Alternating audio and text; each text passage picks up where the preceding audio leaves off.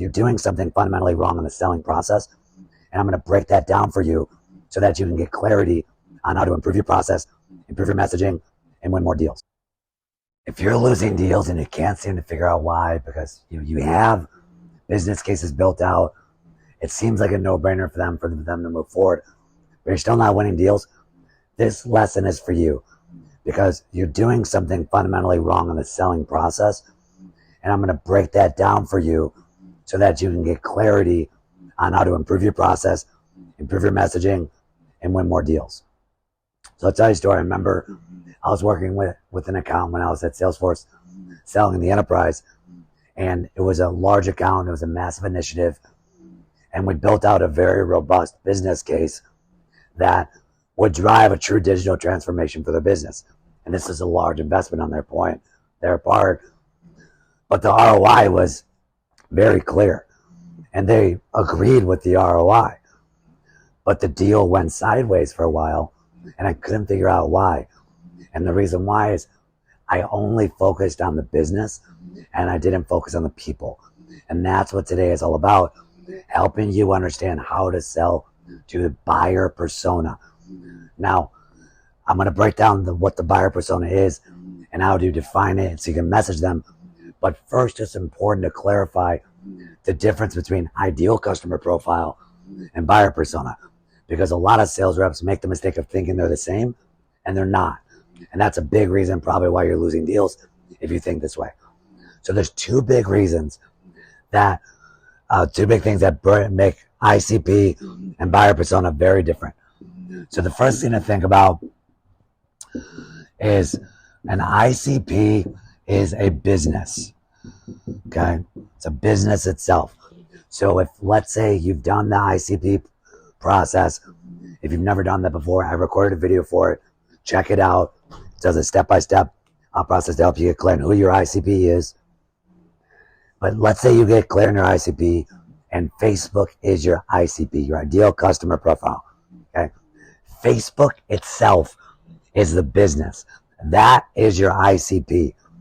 Whereas your buyer persona is the person. And in this instance, your solution is a marketing automation solution for them. So the persona are all the people that are involved in using and evaluating that solution. So business, person. That's the first thing to figure out, to call out the difference. Second thing to think about is when you think about a business, when a business makes a decision, it usually is tied to dollars and cents, right? That's what it comes down to. So a lot of their valuations are very objective, black and white. And but the difference when you're selling to people is people are emotional. So you may have heard this before. People make decisions with their emotions and justify with logic.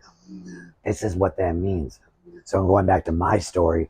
When I had a deal go sideways, I had this business case that was rock solid. It was 15x ROI in a very near-term period for them to get their money back. And I couldn't figure out what it was. But when I did some reflection, I didn't do enough time selling to the personas. Okay?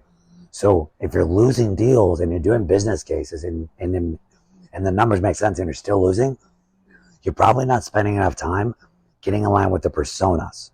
Okay? And then the other side of the coin, where you feel like you have a good alignment with the personas, and I'll show you how in a second to double check, and you're still losing deals, maybe you need to put some more energy into the business side of the sale, okay? But in order to be great or elite or in the top 1% over and over again, you have to know how to do both. So now that I've broken down the difference between buyer persona and ideal customer profile, next is a 4-step process so that you can take action and implement this into your workflow right now. So the first thing to do to get clear on your buyer persona, the people, is talk to them. Talk to your customers. It starts and stops with them. One of the first things that I did anytime I brought on a new rep for an organization that I was leading is I told them to go in the field and spend a day with our ideal customer profile. But more importantly, pick someone in the business that they could just shadow for half a day or a day. because what they're trying to learn is what a day in the life looks like for them. So talk to your customers, and you're going to learn so much more versus looking at marketing jargon or things on your website. Talk to your customers yourself firsthand. Second thing you're going to do is, after you talk to your customers, outline what the demographics are of your buyer personas. What titles are the people that are involved in your evaluation? Marketing directors, VPs, CMO, right? All those personas are aligned to that. And think about, okay, the demographics. What does their age look like? What type of things do they care about? What pain are they usually trying to solve? What are they held accountable for?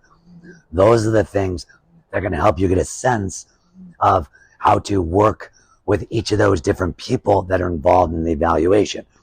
Because the way I want you to think about selling is every individual person that's in the evaluation is its own mini sales cycle. Because if you're selling a large deal, there's a good chance there's 10 to 15 different stakeholders involved, aka different buyer personas.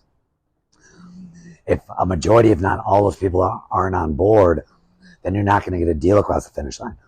So by you understanding all the people involved and what they care about, that's going to help you work that process to build strong relationships, win hearts and minds of your personas, and back it up with a strong business case. So get the demographics outlined of who are the people involved in your deal. Then number 3, once you know who's in the deal, just to reiterate what I said before, what are their goals? What do they care about, right? If I'm, at the end of my career and I'm a CMO, my goals are going to be very different in this example than if I'm an up-and-coming marketing analyst, right? So think about what the goals are, what the top 2 to 3 goals are for that persona, and flesh that out. Talk to your customers. This is going to help you gut check that, right? Don't hesitate to go back to them, because at the end of the day, your goal is to help your customers.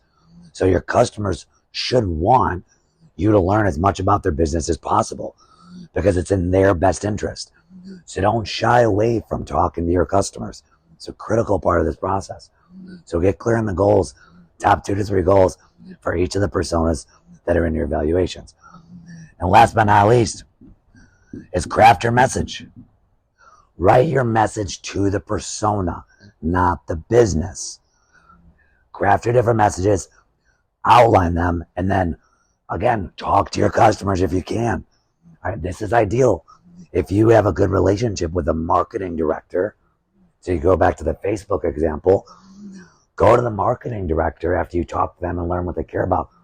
Say, hey, I'm working on improving my messaging to try to have conversations with more marketing directors just like you. Do you mind if I come back to you with some messaging to see if that would resonate to you if I was going to cold email you or cold call you, right? And 9 times out of 10, they're going to say yes.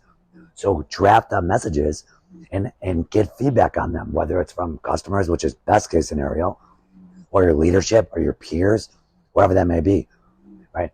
So just to wrap up, if you're not winning as many deals, there's a good chance there's some work to do on either defining your ICP or buyer persona.